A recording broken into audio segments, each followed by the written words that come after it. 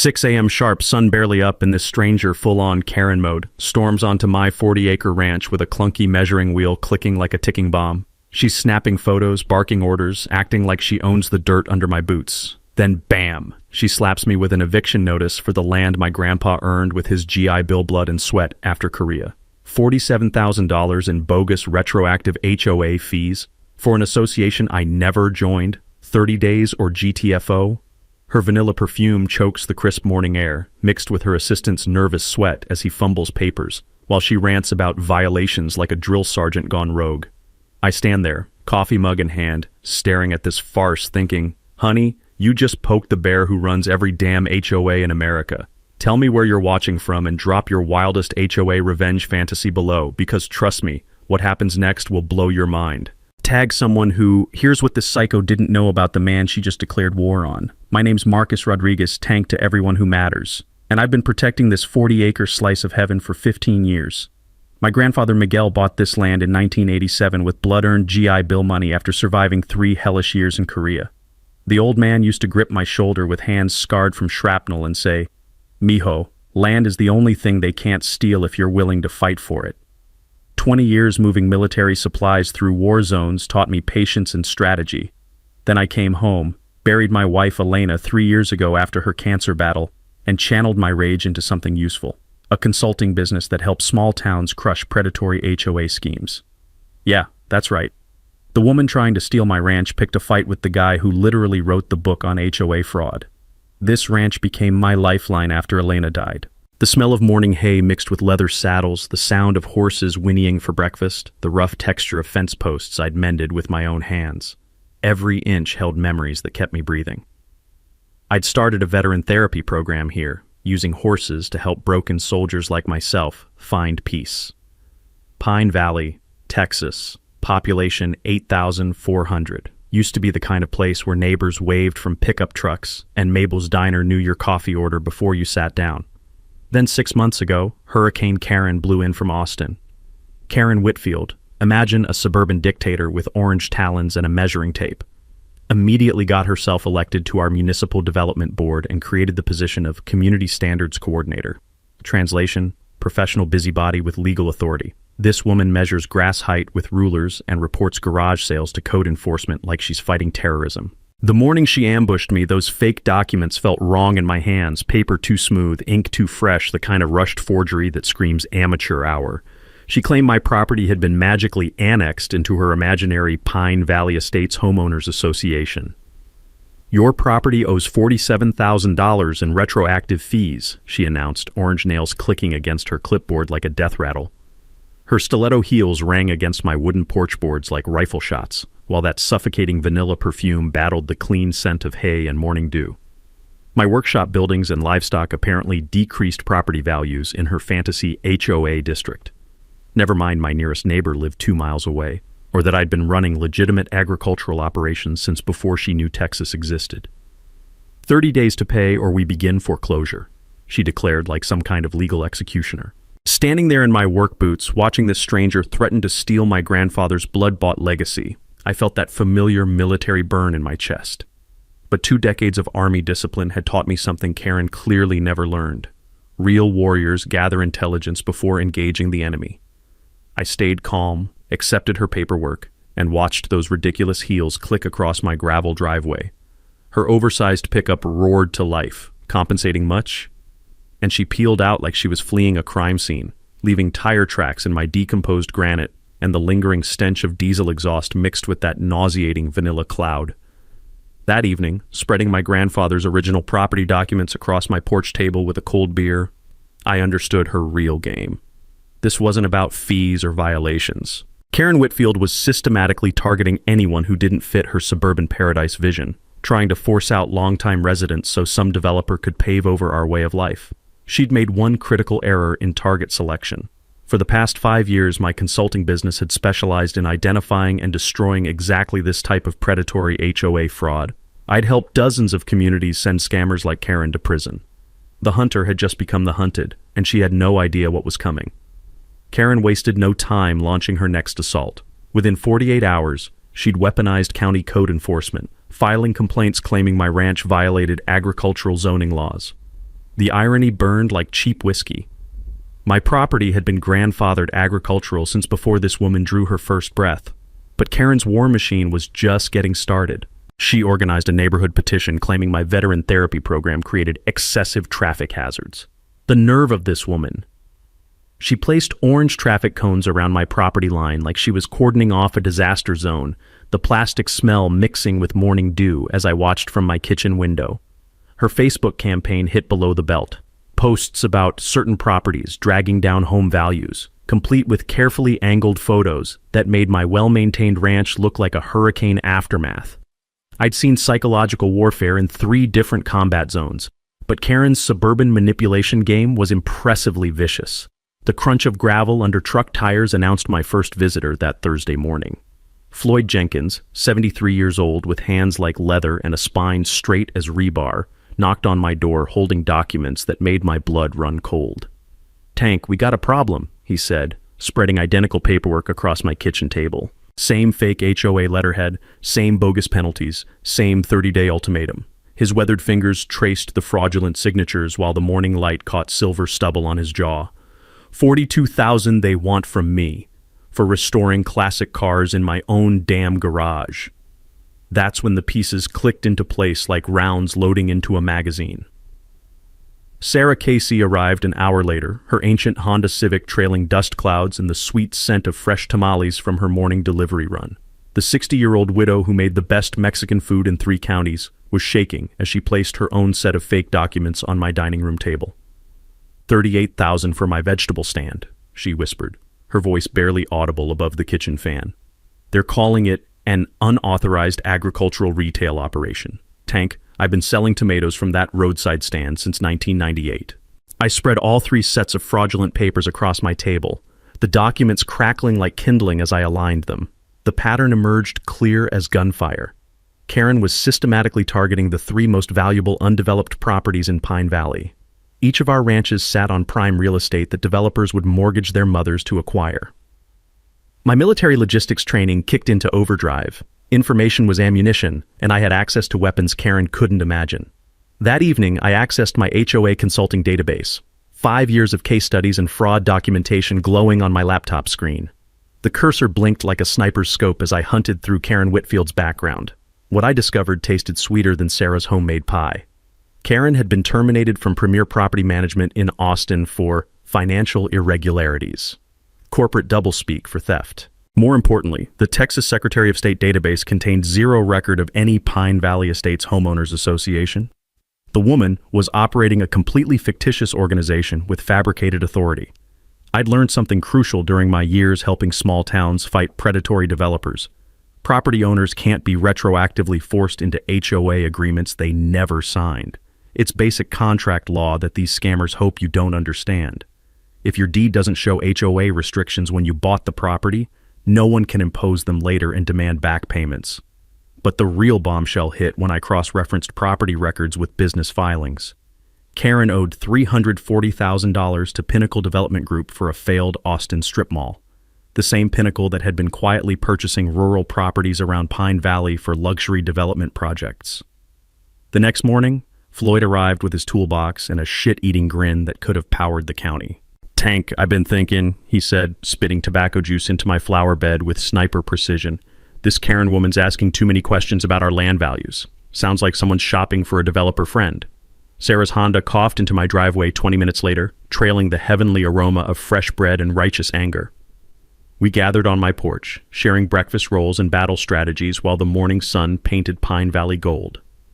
"She tried to revoke my business license," Sarah said, steel threading through her grandmother's sweet voice. "Claimed I needed commercial zoning permits to sell vegetables. I've been feeding this community from that stand for 25 years. That's how the holdouts were born." Floyd's nickname stuck immediately. 3 longtime residents with 75 years of combined experience fighting government bureaucracy, legal challenges, and small-town politics. What Karen didn't realize was that her systematic harassment had just created the exact coalition capable of destroying her operation. The predator thought she was circling wounded prey. She had no idea she'd just awakened a pack of wolves with nothing left to lose. Karen's desperation started bleeding through her fake authority like oil through concrete. She escalated from harassment to outright sabotage, somehow convincing a county inspector to red tag my workshop for unpermitted construction. Never mind that the building had been standing since 1994, grandfathered under codes older than Karen's Botox appointments. The inspector hammered that bright orange notice to my door while avoiding eye contact, mumbling about pressure from downtown officials. Her next move hit where it hurt most. My business bank accounts frozen solid, pending a lean investigation that materialized like a magic trick. Standing at First National's marble counter, I watched the teller's face turn ghost white as she explained that someone had filed paperwork claiming I owed substantial HOA debts. The smell of industrial carpet cleaner and stale coffee couldn't mask the stench of corruption seeping through our town's bureaucracy. But Karen's masterpiece was her whisper campaign through the Methodist Church Ladies Auxiliary. She spread poison about my veteran therapy program being a militia training camp. The brass-plated audacity of questioning a Purple Heart recipient's patriotism in a military town would have been impressive if it wasn't so disgusting. Then came the legal threats. A cease and desist letter demanding $500 daily for ongoing violations. I read the attorney's gibberish on my porch while evening honeysuckle fought against the bitter taste of manufactured injustice coating the back of my throat. That's when Floyd arrived with intelligence that flipped the entire game board. "Tank, drop whatever you're doing and look at this," he said, his oil-stained fingers spreading county records across my kitchen table like a war map. The documents crackled under the overhead light as he pointed to a series of transactions that told a story uglier than roadkill. I spent 6 hours at the courthouse digging through property transfers. Guess who's been playing Monopoly with our neighborhood?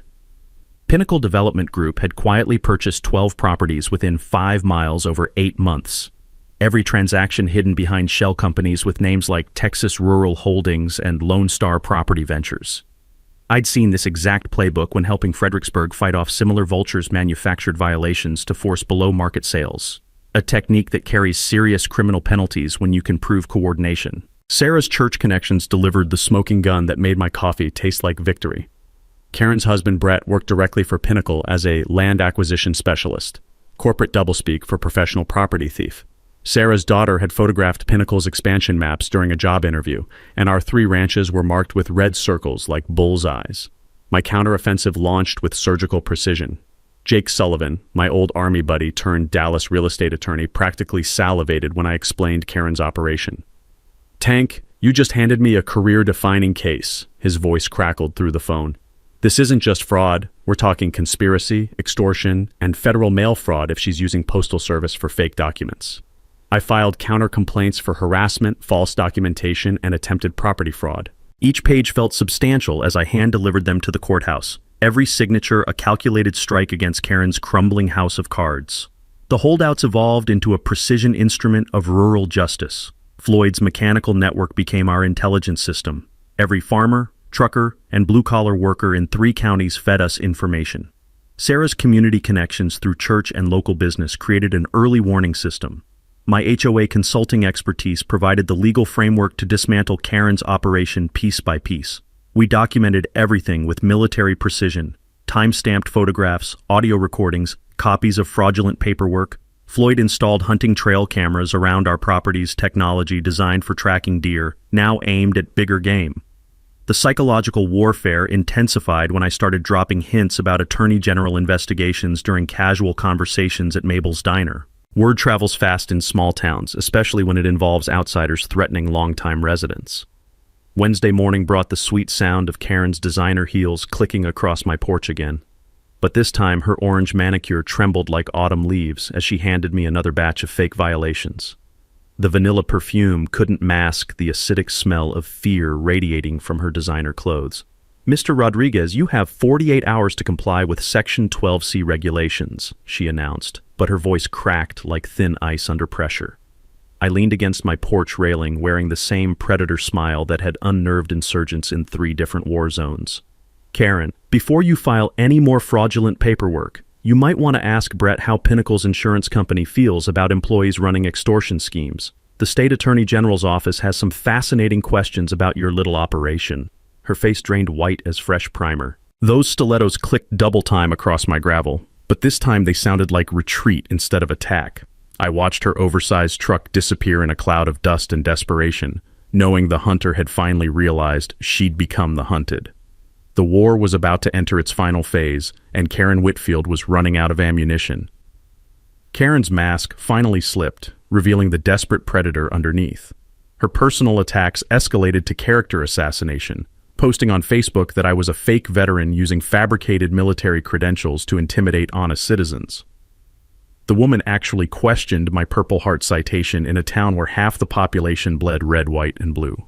The acrid smell of burning rubber filled my mornings as Karen made increasingly unhinged visits, screeching into my driveway at dawn to photograph imaginary violations. Her assistant looked like a hostage, constantly glancing toward escape routes while she ranted about property standards and community values. Her desperation peaked when she filed false police reports claiming I'd threatened her during encounters that existed only in her fevered imagination. Sheriff Martinez called personally, embarrassment thick in his voice. "Tank, I gotta investigate these complaints, but this woman's story changes every time she tells it." The emergency town meeting she orchestrated was pure theater. Mayor Hutchinson, clearly uncomfortable with the whole charade, called the gathering to address declining property standards. The Methodist church basement reeked of burnt coffee and nervous sweat as Karen projected doctored photographs that made our ranches look like disaster zones. That Friday morning brought the incident that revealed just how far she'd fallen. I was feeding my therapy horses when movement along the fence line caught my attention. A man in surveyor gear was running equipment across my property boundary while Karen supervised, her stilettos sinking into soft earth with each aggressive step. Morning dew soaked through my boots as I approached, the sweet grass scent mixing with Karen's chain-smoking desperation. "This is private property," I called out, but Karen dismissed me with a wave that belonged in a courtroom drama. "We're establishing legal easement boundaries," she announced, her voice pitched high enough to shatter glass. "Your fence encroaches 14 inches into public right-of-way." The surveyor kept adjusting his equipment nervously, avoiding eye contact like a man who knew he was participating in something illegal. His hands shook slightly as he repositioned the transit, and I caught him glancing at Karen with the expression of someone reconsidering life choices. That evening, my research uncovered the bombshell that changed everything. Deep in the Travis County Court database, I discovered Karen's real history. She wasn't just a desperate housewife trying to save her investment. She was a serial fraud artist who'd run identical fake HOA schemes in Georgetown and Round Rock. Same tactics, same fake paperwork, same targeting of rural properties for developer clients. But the revelation that made my coffee cup tremble in my hands was hidden in bankruptcy records. Karen and Brett owed $340,000 to Pinnacle Development. But here's the twist. They weren't just clients. Karen was Pinnacle's unofficial problem solver, specializing in manufacturing legal justifications for below-market property acquisitions. The woman was a professional land thief. I activated my consulting network across Texas, spreading Karen's information through channels that could destroy her operation faster than a Category 5 hurricane. Within hours, Attorney General investigators from 3 counties were comparing notes about identical schemes involving Karen Whitfield. My counteroffensive launched with a recorded phone call that would have made FBI interrogators proud. Using psychological pressure techniques learned in military intelligence, I got Karen talking freely under Texas one-party consent recording laws. "Karen, I'm curious about your HOA's Secretary of State registration number. Could you help me verify the association's legal standing?" Her response dripped with nervous energy. "Well, sometimes rural associations handle paperwork differently. We had to get creative with the filing procedures to expedite things." Creative. She actually used creative to describe document fraud on a recorded line, but the nuclear bomb dropped during her conversation with Floyd the next day. He called pretending to negotiate payment terms, and Karen's guard collapsed completely.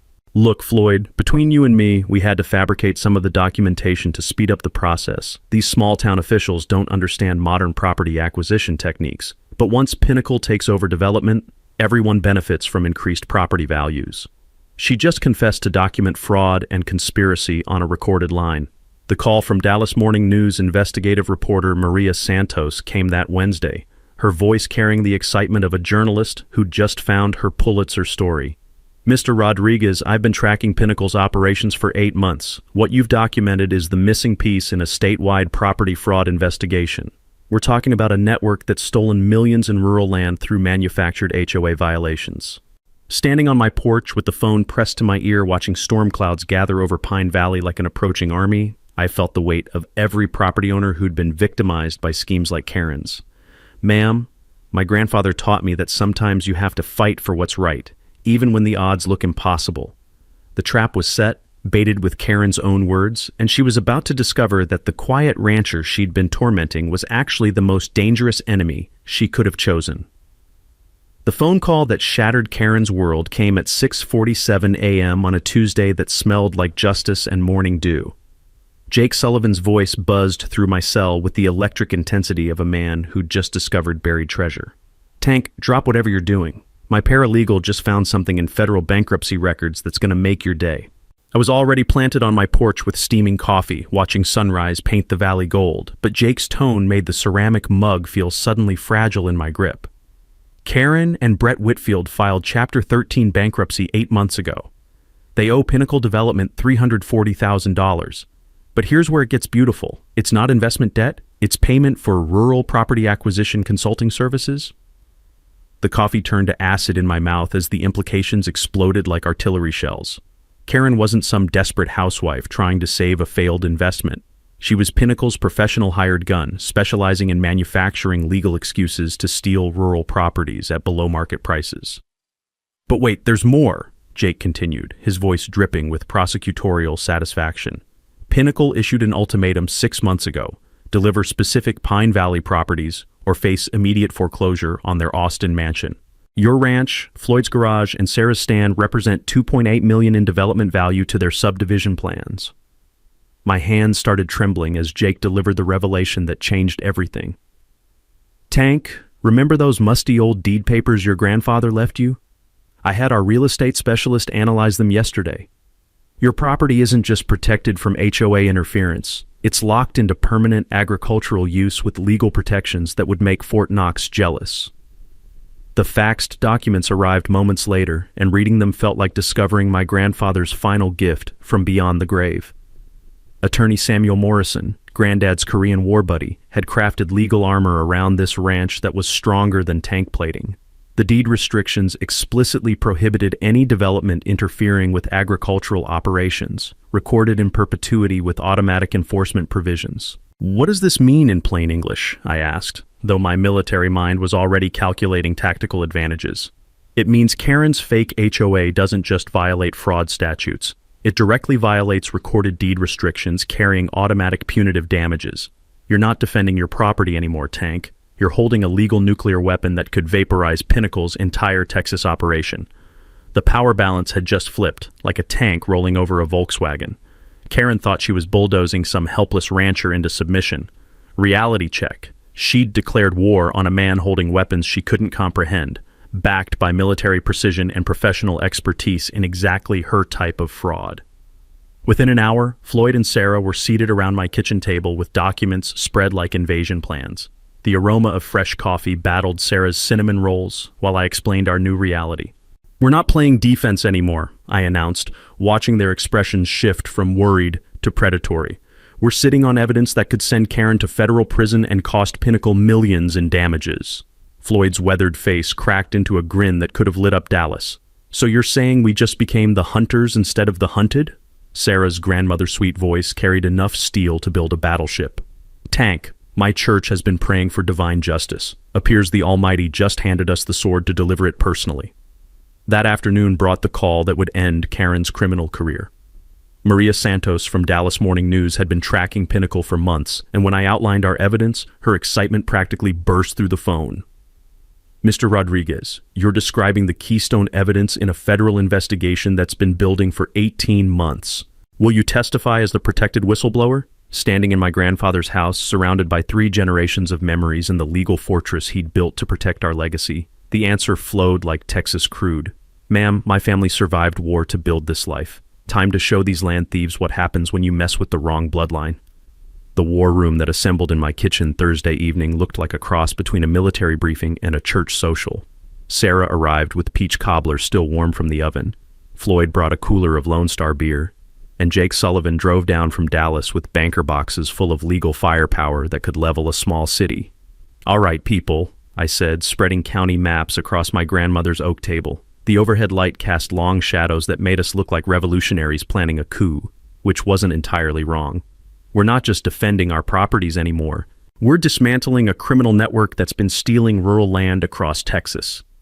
Jake cracked open his first evidence box with the reverence of a surgeon preparing for brain surgery. Here's our ammunition. Documented fraud in 15 counties, victim testimony from 47 property owners, and financial records proving Pinnacle's systematic use of fake HOA violations to force below-market sales. The legal strategy unfolded with military precision. Jake would coordinate criminal complaints across multiple district attorneys. Something I'd learned during my consulting work was crucial because property fraud often crosses county lines. He'd also work with the Texas Attorney General's Consumer Protection Division, which has special jurisdiction over statewide HOA fraud schemes. Here's something every property owner needs burned into their brain. Texas allows what lawyers call treble damages for real estate fraud. That means if someone steals your $100,000 property through fraudulent schemes, you can recover $300,000 in court. It's the law's way of making fraud so expensive that criminals think twice before trying it. Floyd's intelligence network rivaled anything the CIA ever built. 40 years of fixing trucks and tractors had created relationships with every blue-collar worker within 50 miles. The smell of motor oil seemed permanently embedded in his clothes, but those oil-stained hands had built connections more valuable than gold.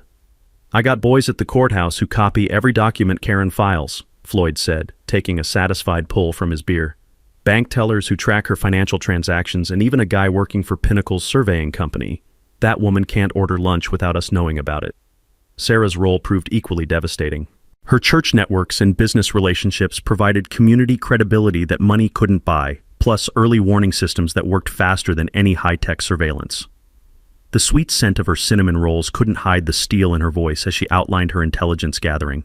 "The Methodist Ladies Auxiliary has been documenting every family Karen's targeted through prayer chain communications," Sarah said with grandmother sweetness that masked tactical brilliance. "We know her patterns better than she does." My contribution brought professional expertise that transformed neighborhood resistance into precision legal warfare.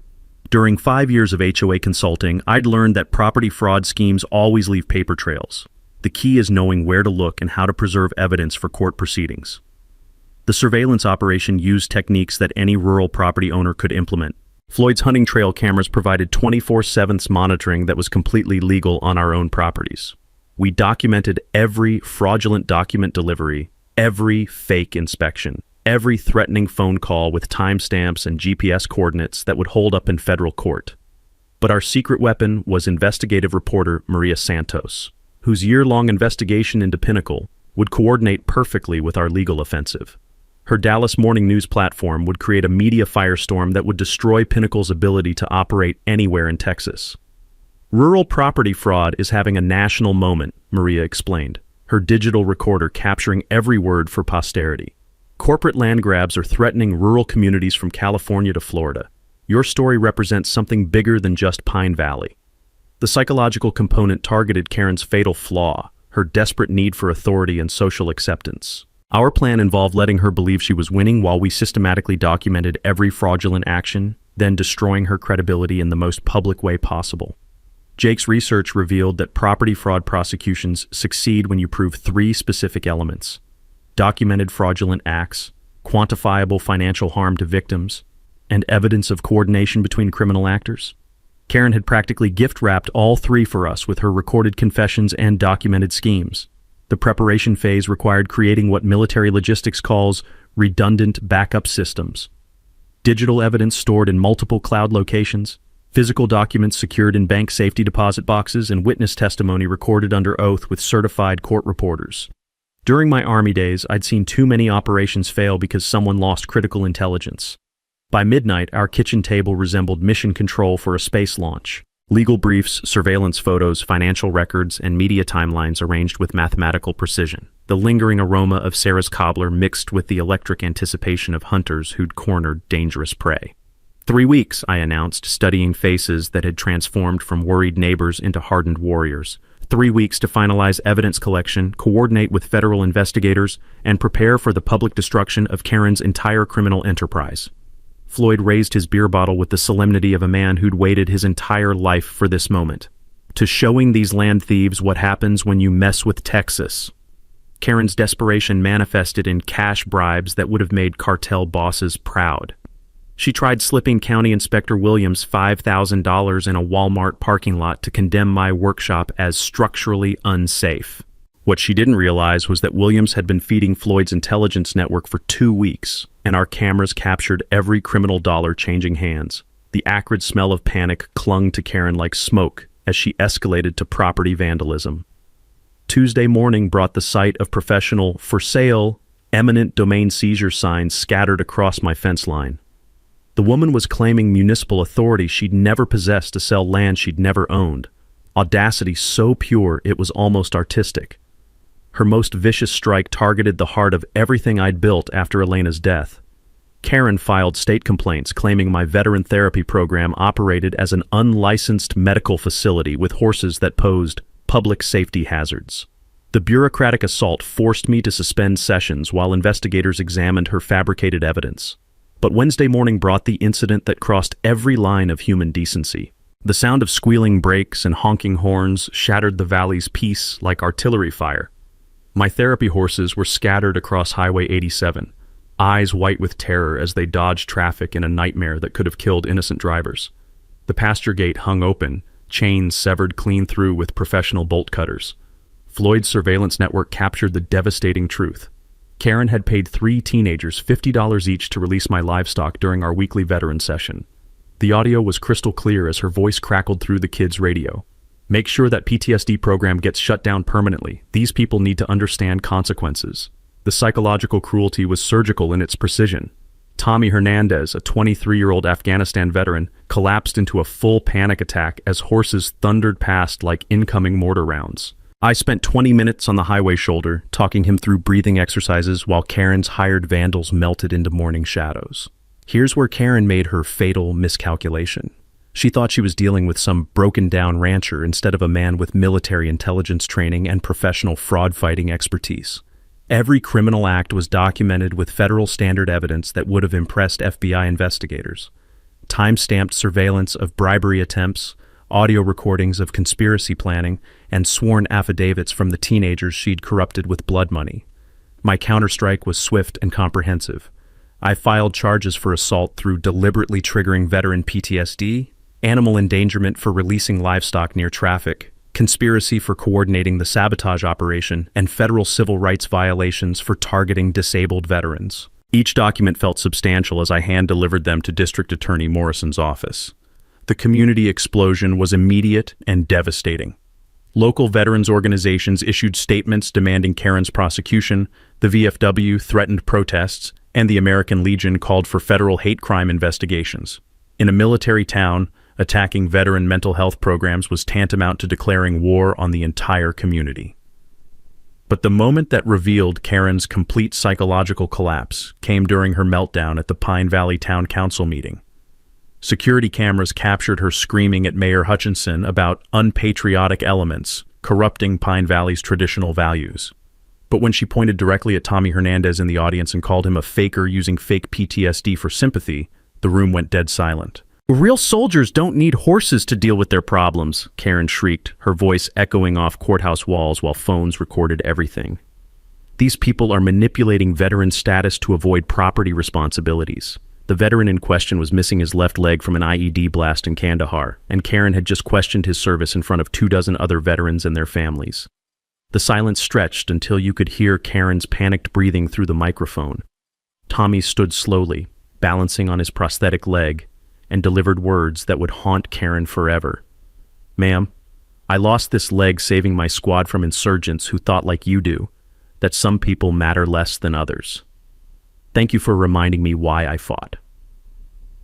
The standing ovation lasted 3 minutes, while Karen's face drained whiter than hospital sheets. Her political career died in that courthouse, executed by her own hatred and witnessed by the entire community. My strategic response leveraged federal jurisdiction that Karen never saw coming. The Department of Veterans Affairs launched investigations into civilian attacks on veteran programs, and when federal agents get involved in disability rights violations, prison sentences get measured in decades. Jake's research revealed that Karen's conspiracy crossed state lines. Coordination with Austin-based Pinnacle qualified for federal racketeering prosecution under RICO statutes. Her small-town land grab had just become a federal case with mandatory minimum sentencing. The evening news coverage was catastrophic.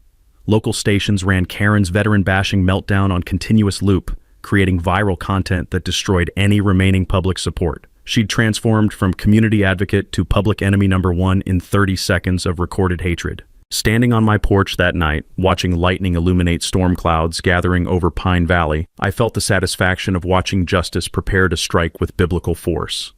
Karen's final gambit arrived with the desperate theatrics of a cornered animal. She partnered with Pinnacle to file emergency eminent domain proceedings, claiming my ranch was needed for critical infrastructure development to serve Pine Valley's growing population.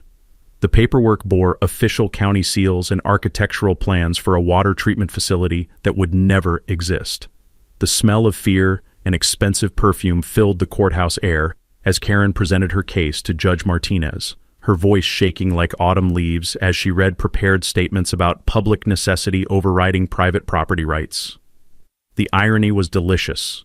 A woman who'd never contributed anything to Pine Valley claiming authority to steal land for the community's benefit. Her smear campaign reached nuclear levels of desperation. Anonymous flyers appeared throughout town claiming I was operating a cult compound, disguised as a veteran therapy program. The cheap paper carried accusations of drug trafficking, illegal weapons storage, and tax evasion.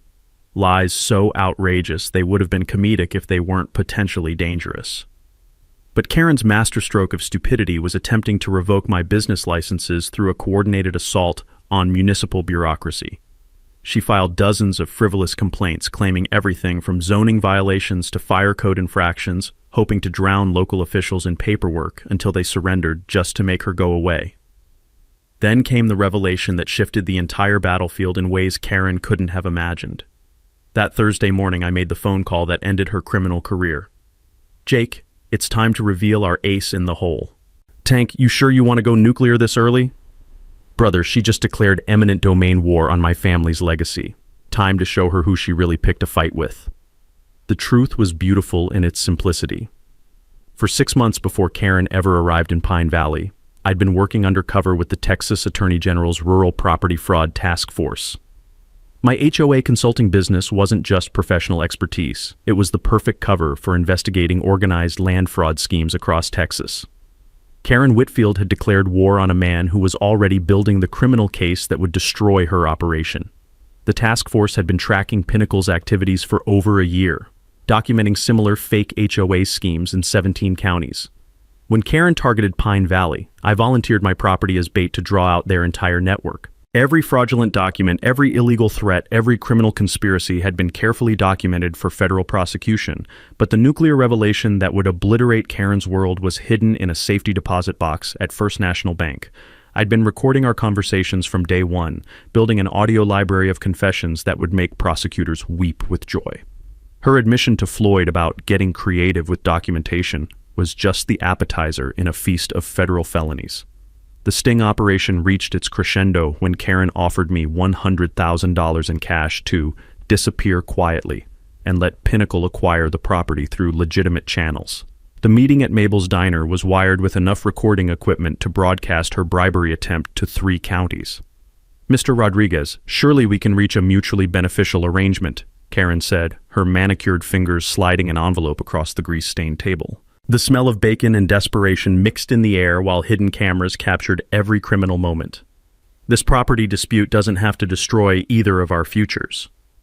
I let her dig herself deeper, playing the role of tempted property owner while she confessed to fraud, bribery, and conspiracy. "You're saying Pinnacle would make all these legal problems disappear if I just walked away?" "Exactly. Sometimes rural property owners need help understanding when it's time to relocate to more suitable areas." The conversation lasted 47 minutes and contained enough felony confessions to put Karen in federal prison until she qualified for Social Security. But the media bombshell that destroyed Pinnacle's entire Texas operation came when Maria Santos published her investigative exposé revealing the statewide conspiracy. Her Dallas Morning News series documented 15 similar schemes involving manufactured HOA violations, false eminent domain claims, and systematic targeting of rural properties for below-market acquisition. Corporate land grab, how fake HOAs are stealing Texas heritage, became the most read investigative series in the newspaper's history, generating federal attention that transformed local property disputes into a national scandal about rural community destruction. The legal avalanche buried Karen and Pinnacle under federal fraud charges that carried mandatory minimum sentences: mail fraud for using postal service to deliver fake documents, wire fraud for electronic communications about non-existent fees, conspiracy to commit racketeering, bribery of public officials, civil rights violations for targeting veteran programs. County Prosecutor Williams announced that Karen faced 47 federal charges with potential sentences totaling 300 years in federal prison. Brett flipped on Pinnacle executives within hours, providing testimony that would destroy the entire organization.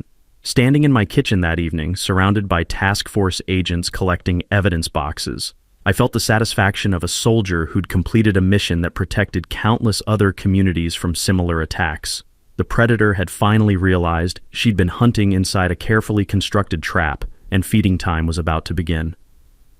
The Pine Valley Emergency Town Hall meeting was packed tighter than a church revival, with standing room only and tension thick enough to slice with a hunting knife. Local TV news crews had set up cameras in the back, their bright lights casting harsh shadows across faces that carried months of accumulated anger and frustration. Karen and Brett sat in the front row like condemned prisoners awaiting execution, still believing they could salvage their crumbling empire through one final performance. Karen wore her best business suit and that familiar orange manicure, but her hands shook like autumn leaves as she clutched a leather portfolio containing what she thought was her salvation. The smell of old wood polish and nervous sweat filled the Methodist church basement while Mayor Hutchinson called the meeting to order. County Sheriff Martinez stood along the back wall, his presence official and ominous, while Texas Rangers in their distinctive uniforms flanked the exits like sentries guarding a fortress. "Ladies and gentlemen," Karen began, her voice carrying forced confidence that fooled nobody in the room, "I'm here tonight to address the malicious rumors that have been spread about legitimate property development efforts in our community." She launched into a PowerPoint presentation that would have impressed marketing executives, complete with doctored photographs showing my ranch as a run-down eyesore and architectural renderings of the luxury subdivision that Pinnacle planned to build. The projector hummed softly while Karen painted herself as a visionary fighting to bring prosperity to Pine Valley's economically stagnant rural economy. Mr. Rodriguez and his associates have used intimidation tactics and false accusations to prevent lawful development that would benefit every citizen in this community, Karen continued, pointing directly at me with theatrical precision. These property owners refuse to embrace progress and economic growth. The crowd's murmur grew hostile, but not toward me. Karen had misjudged her audience completely. These were people who valued land, legacy, and community over corporate profits and suburban sprawl. That's when I stood up with my banker's box full of evidence, feeling the weight of every document that would destroy her world. The room fell silent except for the gentle hum of news cameras capturing every moment for posterity. Your Honor, before we continue, I think the community deserves to hear the truth about Miss Whitfield's legitimate development efforts.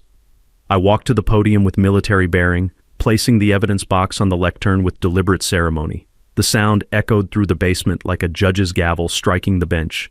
Ladies and gentlemen, for the past 6 months, I've been working undercover with the Texas Attorney General's Rural Property Fraud Task Force to document the largest land fraud conspiracy in Texas history. The gasp from the audience was audible, but Karen's face turning white as fresh paint was even more satisfying. Her portfolio slipped from nervous fingers, scattering fake documents across the floor like fallen leaves. I activated the church's sound system and played the audio recording that would end her criminal career forever. Karen's voice filled the basement, crystal clear and devastating.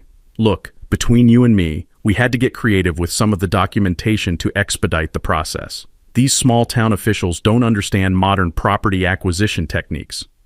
The confession played for 3 excruciating minutes while Karen's world imploded in real time. Her attempts to interrupt were drowned out by her own recorded voice admitting to fraud, bribery, and conspiracy. But the nuclear moment came when I projected Pinnacle's internal documents onto the church wall, showing expansion maps with our properties marked for acquisition through manufactured compliance issues. The evidence was so damning that even Brett started edging toward the exit. "Miss Whitfield," I said, my voice carrying the authority of 20 years in uniform and 5 years fighting property fraud, "you picked the wrong community to terrorize, and you definitely picked the wrong man to threaten." That's when Sheriff Martinez stepped forward, handcuffs glinting under fluorescent lights. Karen Whitfield, you're under arrest for conspiracy, fraud, extortion, and violation of federal civil rights statutes. The crowd erupted in applause that shook the building's foundation, while Karen's stilettos clicked frantically across linoleum as she tried to flee. Texas Rangers blocked her escape route, and the sight of a woman in an expensive suit being led away in handcuffs provided catharsis that months of harassment had demanded. Brett's arrest followed immediately, and Maria Santos captured exclusive footage of both conspirators being loaded into police vehicles, while Pine Valley residents cheered from the church steps. This investigation has uncovered a statewide conspiracy involving 17 counties and millions of dollars in fraudulent property acquisitions, Sheriff Martinez announced to the news cameras. Tonight's arrests are just the beginning of prosecutions that will protect rural communities across Texas. Standing on the church steps afterward, surrounded by neighbors who'd become allies and friends, I felt the satisfaction of a mission accomplished. The community that Karen had tried to destroy through division and fear was now stronger and more united than ever. The predator who'd stalked Pine Valley like a cancer had been surgically removed, and the healing could finally begin. The legal resolution unfolded like a masterpiece of rural justice. Karen pled guilty to conspiracy and federal fraud charges, earning 18 months in federal prison plus 3 years probation. Brett cooperated with prosecutors to avoid a longer sentence, providing testimony that destroyed Pinnacle Development's entire Texas operation and sent 3 executives to federal prison. The financial settlement was sweeter than Sarah's championship peach cobbler. Pinnacle's insurance company paid $150,000 to settle civil rights violations, money that would transform Pine Valley in ways Karen never imagined. The irony was delicious. Her attempt to steal our land funded the very community programs she'd tried to destroy. But the real victory went deeper than courtroom wins and cash settlements. Pine Valley implemented comprehensive protections against predatory development that became a model for rural communities across Texas.